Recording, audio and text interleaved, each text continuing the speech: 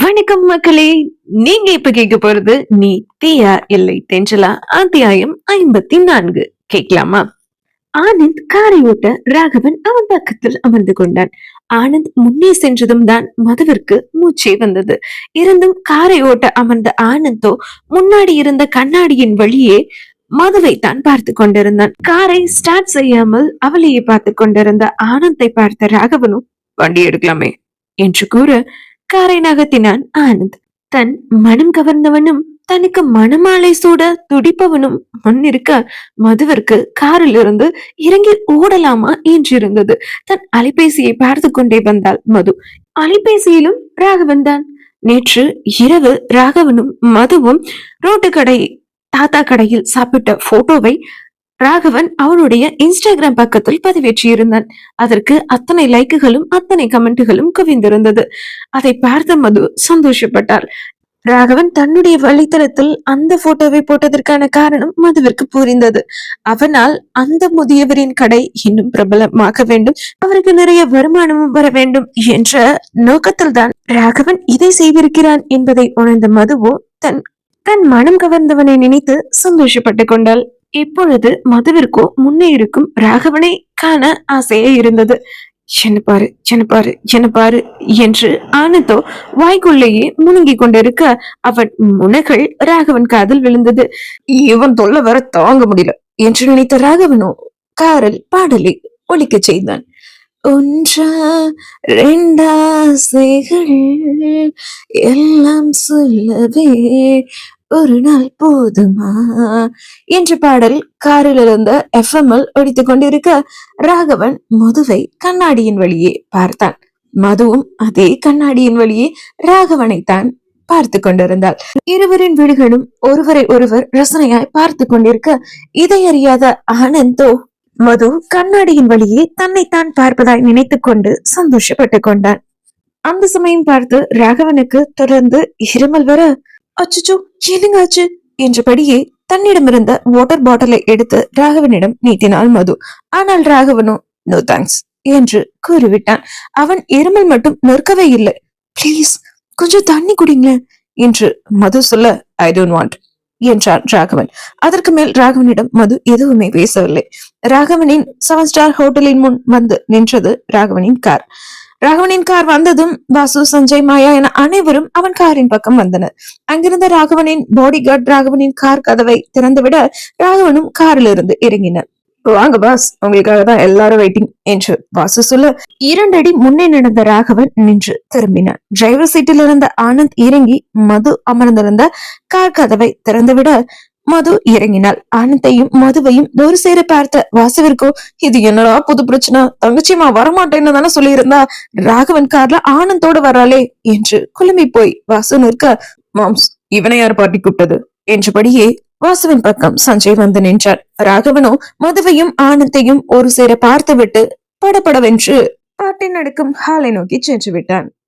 சஞ்சயின் பக்கம் வந்த மாயாவோ, நான் தான் கூப்பிட்டேன், நம்ம வீட்டுக்கு வர போற மாப்பிள்ள மது கூட பேசி பழகட்டுமே என்னதான் நான் வர சொன்னேன் என்று மாயா சொல்ல, நீ பாத்துட்டு இருக்க வேலைக்கு பேர் என்ன தெரியுமா என்று சஞ்சய் கேட்டார். மாமா வேலை தானடா என்றார் வாசு. ஹே மைண்ட் யுவர் வேர்ட்ஸ் என்று மாயா வாசுவை அதட்ட, மாயா ராகவனா மது நீ விரும்புற விஷயம் உனக்கு தெரியும் தானே, அப்புறம் எதுக்கு நீ தேவையில்லாத வேலையெல்லாம் பாக்குற என்று சஞ்சய் கேட்க, ராகவன் மதுவை விரும்புறது எனக்கு தெரியும், நான் உங்க அண்ணனை விரும்புறது உனக்கு தெரியும் தானே என்றாள் மாயா. ராகவன் அண்ணா மது அண்ணி மேல வச்சிருக்கிற காதல் உண்மையானது, உன்னோட காதல் எதுக்கானதுன்னு எனக்கு தான் தெரியுமே. உன்னோட காதல் என் அண்ணன் கிட்ட இருக்க பணத்து மேல வந்த காதல். உன்னை பத்தி எனக்கு தெரியும் மாயா. நீயும் அத்தா லதாவும் என்ன பிளான் போட்டாலும் நான் என் அண்ணனையும் அண்ணியையும் சேர்த்து வைப்பேன். என்னை தாண்டி நீ எப்படி ஆனந்துக்கும் என் அண்ணிக்கும் கல்யாணம் பண்ணி வைக்கிறேன்னு நான் பாக்குறேன் என்று சஞ்சய் சவால் விட, சவால தோத்துது நீ மண்ண கவத்தான் போற, நீ மண்ண கவ போறது உறுதி என்றார் மாயா. அவளை முறைத்து தள்ளினான் சஞ்சய். மதுவோடு ஆனந்த் நடந்து வர, ஹே மது நீ பார்ட்டிக்கு வருவேன்னு நான் நினைக்கவே இல்லடி என்றபடியே மதுவை அணைத்து விடுவித்தாள் திவ்யா. மது இந்த சாரியில நீ ரொம்ப அழகா இருக்கடி, நீயும் ஆளும் சரியான மேட்ச், உன்னை பார்த்து மயங்க போறாரு பாரு உன் ஆளு என்று திவ்யா சொல்ல, ஆல்ரெடி மயங்கித்தான் கிடக்குற என்றான் ஆனந்த் மதுவை பார்த்து பெருமூச்சு விட்டபடி. அப்பொழுதுதான் ஆனந்தை கவனித்தாள் திவ்யா.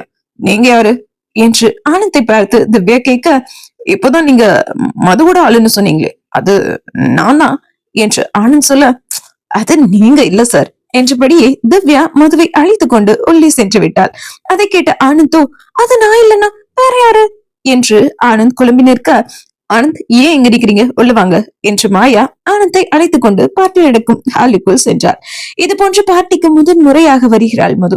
நிறைய முதலீட்டாளர்களும் ராகவன் கம்பெனியில் வேலை செய்யும் IT ஊழியர்களும் அந்த பார்ட்டிக்கு வந்திருந்தனர். நவநாகரிக ஆடைகளில் பெண்கள் இருக்க அங்கு மது மட்டும்தான் புடவை அணிந்து இருந்தாள். ராகவன் உட்பட சில முதலீட்டாளர்களை தவிர மற்ற ஆண்கள் அனைவரும் தனக்கு பிடித்தபடி ஜீன்ஸ் பேண்ட், டி-ஷர்ட் என்று அவர்களுக்கு பிடித்தமான ஆடைகளில் இருந்தனர். மிதமான வெளிச்சத்தில் அங்கும் இங்கும் கலர் கலரான நகரும் ஸ்பாட் லைட்டுகள் ஒழிந்து கொண்டிருக்க மிதமான இசையும் ஒழித்துக் கொண்டிருந்தது. மது பார்ட்டி ஹாலுக்குள் நுழைந்த சமயம் ராகவன் அங்கு மைக்கை பிடித்து பேசிக் கொண்டிருந்தான். My dear investors and staffs, today it's your day. நல்லா என்ஜாய் பண்ணுங்க. என்னோட வெற்றி உங்களோட வெற்றியும் தான். Come on guys, enjoy the night என்று ராகவன் சொல்ல அவனின் உற்சாகம் சுற்றி இருக்கும் அனைவருக்கும் தொற்றிக்கொள்ள ஆண்கள் பெண்கள் என அனைவரும் ஆரவாரம் செய்தனர். அதையடுத்து டிஜே சத்தமாக இசையை ஒழிக்க விட அதுவரை ஆரவாரம் செய்து கொண்டிருந்த அனைவரும் ஆட்டம் போட தொடங்கினர். அதை பார்த்து கொண்டிருந்த திவ்யாவோ, மது வாடி நாமளும் ஒரு டான்ஸ் ஆடுவோம் என்று திவ்யா மதுவை அழைக்க, இல்ல திவ்யா நீ போய் என்ஜாய் பண்ணு, நான் வரலடி என்றாள் மது. ஹே, அங்க பாரு, எல்லாரும் எவ்வளவு சூப்பரா என்ஜாய் பண்ணிட்டு இருக்காங்க, வாடி பிளீஸ் டான்ஸ் ஆடுவோம், செம்மையா இருக்கும் என்று திவ்யா சொல்ல, திவ்யா நீ போய் என்ஜாய் பண்ண பிளீஸ், என்ன கம்பல் பண்ணாதடி என்று மது சொல்லிவிட, சரி போ நானே போய் டான்ஸ் ஆடுறேன் பாய் என்று சொல்லிவிட்டு திவ்யா அங்கு களத்தில் இறங்கிவிட்டாள். சஞ்சய், திவ்யா, வாசு, சாத்விகா, ஆனந்த், மாயா என அனைவரும் பார்ட்டியில் குதூகலமாய் சந்தோஷமாய் நடனமாடி கொண்டிருக்க மது மட்டும் தனியாக ஒரு மேசையில் அமர்ந்து விட்டாள். தன்னுடைய முதலீட்டாளர்களோடு பேசிக் கொண்டிருந்த ராகவன் தனியே அமர்ந்திருக்கும் மதுவை பார்த்தான். எக்ஸ்கியூஸ் மீ என்று முதலீட்டாளர்களிடம் சொல்லி அவர்களிடமிருந்து விடைபெற்று மது அமர்ந்திருக்கும் மேசையின் பக்கம் வந்து அவளின் எதிரே இருந்த இருக்கையில் அமர்ந்தான் ராகவன். அவளோ அவனை பார்த்துவிட்டு அங்கிருந்து எல போனவளை, எங்க போறீங்க மேடம், புது மாப்பிள்ள கூட டான்ஸ் ஆடவா என்று ராகவன் கேட்டுவிட இழந்தவள் அப்படியே அமர்ந்து விட்டாள். ராகவனின் பக்கம் மதுபானத்தை எடுத்து வந்தார் ஒரு ஊழியர். மதுவை பார்த்து கொண்டே பணியாளரிடமிருந்து மதுவை வாங்கி ஆந்தினான் ராகவன். ராகவ் என்றாள் மது. என்ன என்றான் ராகவன். உங்களுக்கு ட்ரிங்க் பண்ற பழக்கம் இல்லையே, அப்புறம் என்ன புதுசா என்றாள் மது. பழக்கம் இல்லதான், பட் பழகிக்கலாம் என்றான் ராகவன். வேண்டாம், இது தப்பு என்றாள் மது. வேணும்னு எல்லாரும் தப்பு பண்ணலாம், நான் பண்ணக்கூடாதா என்றான் ராகவன். ராகவன் எதை சொல்கிறான் என்று மதுவுக்கு புரிய வர மதுவை குடித்து முடித்த ராகவன், வெயிட்டர் என்று திரும்பவும் ஊழியரை அழைக்க அவன் மதுவோடு மறுபடியும் ராகவன் பக்கம் வர அவன் கொண்டு வந்த ட்ரேவில் இருந்த மது பாட்டிலை மொத்தமாக எடுத்து வாயில் சிரித்தான் ராகவன். ராகவ் வேண்டாம் பிளீஸ், சொன்ன கேளுங்க என்றாள் மது. என்றான் மதுவை குடித்தபடியே ராகவன். பாட்டிலோடு ராகவன் மது அருந்துவதை நடனம் ஆடிக்கொண்டிருந்த வாசு, சாத்விகா, திவ்யா, சஞ்சய், மாயா என அனைவரும் பார்த்தனர். என்ன மாம்சது, ராகவன் அண்ணாக்கு ட்ரிங்க் பண்ற பழக்கமே இல்லையே என்று சஞ்சய் சொல்ல, வெட்ரா அவனும் மனுஷன் தானே, தான் லவ் பண்ற பொண்ணு தான் முன்னாடியே வேற ஒருத்தரை கல்யாணம் பண்ண ஆயத்தமானா அவனுக்கு வலிக்கும் தானே என்றான் வாசு. அதுவும் சரிதான் மாம்ஸ் என்றான் சஞ்சய். மது அருந்தும் ராகவனை பார்த்த மாயாவுக்கு ஒரே சந்தோஷம். அட, ராகவன் தண்ணி அடிக்கிறான், இந்த சந்தர்ப்பத்தை பயன்படுத்தி அவனை நம்ம கூட சேர்த்து வச்சு எல்லாரும் பேசும்படி செய்யணும் என்று நினைத்து கொண்டாள் மாயா. மது அருந்தும் ராகவனை தடுக்க முடியாமல் குற்ற உணர்ச்சியில் தவித்துக் கொண்டிருந்தாள் மதுமிதா. என்னாலதானே ராகவன் குடிக்கிறாரு, நான் என்ன பண்ணட்டும், அவங்க அம்மாவை மீறி என்னால எதுவுமே பண்ண முடியல, ஆனா அதுக்காக ராகவன் இப்படி குடிக்கிறத பார்த்துட்டு என்னால இருக்க முடியல என்று எழுந்த மது எழுந்து ராகவனின் கையில் இருந்த மது பாட்டிலை வாங்கினாள். என்னடி வேணும் உனக்கு என்றான் ராகவன். இதுக்கு மேல நீங்க குடிக்க கூடாது என்றாள் மது. ஓகே என்று தன் கையில் இருந்த மது பாட்டிலை மேசையின் மீது வைத்த ராகவன் எழுந்தான். தன் முன்னே எழுந்து நிற்பவனின் விழிகளை பார்த்தாள் மது. அவனது விழிகள் சிவந்து போயிருந்தது. மது குடித்த கிறக்கத்தில் அவன் இருந்தான்.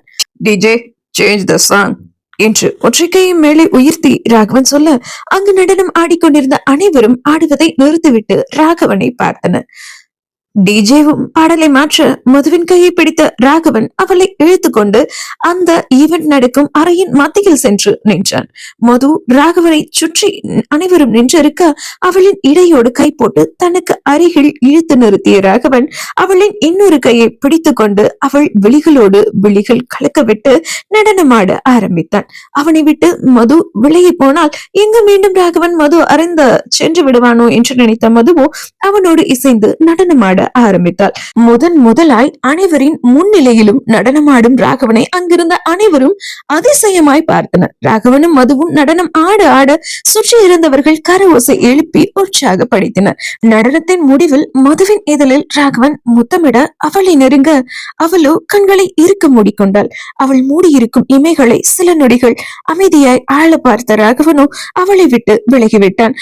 அவர்கள் இருவரும் நடனம் ஆடி முடிக்க, மச்சான் சூப்பர்டா, காலேஜ் டைம்ல கூட நீ எந்த மாதிரி டான்ஸ் ஆடி நான் பார்த்தது இல்லையடா, சூப்பர் மச்சான் சூப்பர் என்று வாசு ராகவனை அணைத்து விடுவித்தான். மதுவின் பக்கம் சென்ற திவ்யாவோ, மது நீ எப்படி டான்ஸ் ஆன தெரியுமா, செம்மையா இருந்துச்சுடி, நீயும் அண்ணனும் எவ்வளவு சூப்பரா டான்ஸ் ஆனீங்க தெரியுமா என்று மதுவை அணைத்து விடுவித்தாள் திவ்யா. வாசு ராகவனிடம் திவ்யா மதுவிடமும் பேசிக் கொண்டிருந்தாலும் ராகவன் மதுவின் விழிகள் என்னவோ ஒருவரை ஒருவர் பார்த்து கொண்டுதான் இருந்தது. மாயாவிற்கோ மது ராகவன் இருவரும் சேர்ந்து ஆடுவதை பார்த்து காதல் புகைவிந்து கொண்டிருந்தது. மது அந்த ராகவனோடு சேர்ந்து டான்ஸ் ஆடிட்டு இருக்கா, எங்க போயிட்டா இந்த புது மாப்பிள என்று மாயா ஆனந்தை தேட, அவனோ நன்றாக குடித்துவிட்டு ஒரு நாற்காலியில் கருகிருத்தபடி போதை ஏறி தன்னை சுற்றி என்ன நடக்கிறது என்பதையே உணராமல் உட்கார்ந்து இருந்தான். ஆனந்தை பார்த்த மாயாவோ, இந்த ஆனந்தை எதுக்காக இந்த பார்ட்டிக்கு கூட்டிட்டு வந்தோமோ அது நடக்காது போல இருக்கே, தன்னை சுத்தி என்ன நடக்கிறதுன்னே தெரியாம இப்படி மொட்டையாய் கிடக்குறான் என்று புலம்பியபடியே ஆனந்தின் பக்கம் சென்றாள் மாயா. அவன் அருகில் இருந்த நாற்காலியில் அமர்ந்த மாயாவோ, ஹே ஆனந்த், இங்க என்ன பண்ணிட்டு இருக்க, அந்த ராகவன் மது கூட டான்ஸ் ஆடிட்டு இருக்கான், நீ போய் மது கூட டான்ஸ் ஆடு, எந்திரிச்சு போ என்று மாயா சொல்ல தன் முன்னே இருந்த மாயாவை பார்த்தான் ஆனந்த். போதையில் இருந்த ஆனந்திற்கோ தன் முன்னே இருந்த மாயா மதுவை போல் தெரிய, மது மது என்றான் ஆனந்த். மதுவா, அவ இங்க இருக்காடா என்றாள் மாயா. மது நீ எவ்வளவு அழகு தெரியுமா, ஐ லவ் யூ மது என்றால் மாயாவின் கைகளை பிடித்தவாறு ஆனந்த். டே நீ என்ன லூசா, நான் மாயாடா, மாயா மது இல்ல என்றாள் மாயா. தெரியும் மது, நீ என்னோட மதுதான், வா நம்ம 2 பேரும் சேர்ந்து டான்ஸ் ஆடுவோம், கமான் பேபி என்ற ஆனந்தோ மாயாவின் கையை பிடித்து இழுத்து கொண்டு சென்றவன் அவளோடு நடனம் ஆடினான். ஆனந்தின் பிடியிலிருந்து மாயா விலக முடியாமல் தவித்தாள். ஐயோ என படுத்துறானே, கையை விடுறா, நம் மொத்த இல்லடா மாயாடா என்று கத்தினாள் மாயா. அங்கு இசையின் ஒளி அதிகமாய் இருந்ததால் மாயா சொல்வது எதுவும் ஆனந்தின் காதுகளில் விழவில்லை. மாயா படும் அவஸ்தையை பார்த்த சஞ்சயோ, மாம்ஸ் அங்க பாருங்களேன், மாமாவுக்கு ஆனந்த் சரியான ஜோடி இல்ல என்று சஞ்சய் சிரிக்க, டே ஏண்டா மாயாவோட அந்த ஆனந்த கொத்து விடுற, அவன் பாவண்டா என்றான் வாசு. ஒருவாறு ஆனந்திடம் இருந்து விலகி வந்த மாயா ஒரு மேசையில் சென்று அமர்ந்தார். ஒரு பணியாளரை கூல்ட்ரிங்க்ஸ் எடுத்து வர சொல்லி ஒரு போதை மாத்திரையை அந்த கூல்ட்ரிங்க்ஸில் யாருக்கும் தெரியாமல் கலந்தார். அந்த கூல்ட்ரிங்க்ஸை எடுத்து வந்த பணியாளரிடம் கொஞ்சம் பணத்தை கொடுத்த மாயாவோ, இது ராகவன் கூட டான்ஸ் ஆனாலே அந்த பொண்ணு கிட்ட கொடு என்று மாயா கூற, பணத்திற்கு ஆசைப்பட்ட பணியாளனோ அதை செய்வதற்கு சம்மதித்தான். மாயாவின் பெண் இருந்த சாத்விகா மாயாவின் திட்டத்தை தெரிந்து கொண்டாள். கூல்ட்ரிங்க்ஸை எடுத்துக்கொண்டு போகும் பணியாளரை தேடி சென்று அவன் முன்னே கைகளை கட்டிக்கொண்டு நின்று அவனை முறைத்தாள் சாத்விகா. மேடம், உங்களுக்கு என்ன வேணும் என்று அந்த பணியாளர் கேட்க, தன் மொபைலில் மாயாவும் அந்த பணியாளரும் பேசுவதை சாத்விகா படம் பிடித்திருந்தாள். அதை அந்த பணியாளரிடம் காட்டினாள் சாத்விகா. அதை பார்த்து பயந்த அந்த பணியாளனும், மேடம் மேடம் சாரி மேடம், ஏதோ பணத்துக்கு ஆசைப்பட்டு இப்படி பண்ணிட்டேன் என்று சொல்லி அந்த பணியாளனோ பயத்தில் நடுங்க, ஷட் அப், எந்த மாத்திரைய எந்த கூல்ட்ரிங்க்ஸ்ல கலந்தையோ அந்த கூல்ட்ரிங்க்ஸ நீ மாயாவுக்கு கொடுக்கணும், ஓகே, அத நீ மாயாவுக்கு குடுக்கலன்னு வச்சுக்கோ, இந்த வீடியோ பப்ளிஷ் பண்ணிருவேன், யூடியூப்ல, இன்ஸ்டால, பேஸ்புக்லன்னு எல்லா சோசியல் மீடியாலையும் பப்ளிஷ் பண்ணிருவேன், அப்புறம் நீ ஜெயில கம்பிதான் என்னணும் என்று சாத்விகா சொல்ல, அப்படியெல்லாம் செஞ்சிடாதீங்க மேடம், நீங்க சொன்னபடியே நான் செய்யறேன் என்று சொன்ன அந்த பணியாளனோ போதை மாத்திரை கலந்த குளிர்பானத்தை மாயாவுக்கு கொடுத்து விட்டான். ஈவன் முடிந்து அனைவரும் கிளம்பிவிட மாயாவோ போதை மாத்திரை கலந்த கூல்ட்ரிங்க்ஸை குடித்தவள் தள்ளாடி கொண்டே அங்கிருந்த ஒரு அறைக்குள் சென்றாள். அந்த அறையினுள் சென்றவள், என்ன கூல்ட்ரிங்க்ஸ குடிச்சேன்னு தெரியலையே, தலையெல்லாம் கிறுகிறுன்னு சுத்துதே, இப்ப நான் என்ன பண்ணுவேன் என்றபடியே அங்கிருந்த ஒரு நாற்காலியில் அமர்ந்து விட்டாள். பாட்டி முடிந்து அனைவரும் சென்றுவிட ராகவ், வாசு, சஞ்சய், சாத்விகா, திவ்யா, மது என இவர்கள் மட்டும்தான் ஈவன் நடந்த அந்த அறையில் இருந்தனர். ராகவ் வாசுவிடம் பேசிக் கொண்டிருந்தான். வாசு, என் தங்கச்சி அழைச்சிட்டு போய் பத்திரமா அவ வீட்டுல விடு என்று ராகவன் சொல்ல, தங்கச்சியா? சீதாதான் பாட்டிக்கு வரலையடா என்றான் வாசு. நான் சாத்விகாவை சொன்னேன்டா மாடையா என்றான் ராகவன். என் நண்பனுக்கு போதையில உள்ள இருக்கிறதெல்லாம் வெளியே வருது, ரொம்ப பாசக்கார பையனா நீ என்று வாசு சொல்ல, ராகவன் சாத்விகாவை தங்கை என்று சொல்ல, அதை கேட்டுக்கொண்டிருந்த சாத்விகாவோ ஆனந்த கடலில் மூழ்கி இருந்தார். அண்ணா என்றபடி ஓடி வந்து ராகவனை அணைத்துக் கொண்டார் சாத்விகா. அப்ப வேறையா இருந்தாலும் அம்மா ஒண்ணுதானே, நீ எப்பவும் என் தங்கதான். உன்னை யாராவது டிஸ்டர்ப் பண்ணா இந்த அண்ணன்ட்ட சொல்லுமா, இந்த அண்ணன் எப்பவும் கூடவே இருப்பேன். உன்னை டிஸ்டர்ப் பண்ற எவனா இருந்தாலும் அவனை போட்டு தள்ளிடுறேன் என்று ராகவன் சொல்ல, வாசுவை பார்த்தாள் சாத்விகா. நல்ல அண்ணன் நல்ல தங்கச்சி, போதையில இருக்கவும் தான் உன்னை தங்கச்சின்றான், போதை தெளிஞ்சது அவ்வளவுதான் என்றான் வாசு. டேய், எப்பவும் அவ எனக்கு தங்கதான்டா என்ற ராகவனிடம், சரிப்பா சரி, நீ பாசமல்ல சிவாஜி, உன் தங்கச்சி சாவித்ரி, நான் ஒத்துக்கிறேன் என்றான் வாசு.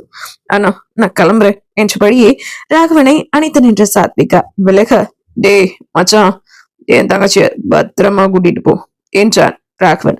அந்த நேரம் பார்த்து அங்கு வந்த சஞ்சயோ, மாம்ஸ் கிளம்பிட்டீங்க போல என்று கேட்க, ஆமாண்டா, நீ ராகவனோட கிளம்புறியா என்றான் வாசு. மாம்ஸ், நான் சீதாவை பிக்கப் பண்ணுமே, சோ நீங்க தான் அண்ணாவை அழைச்சிட்டு போகணும் என்றான் சஞ்சய்.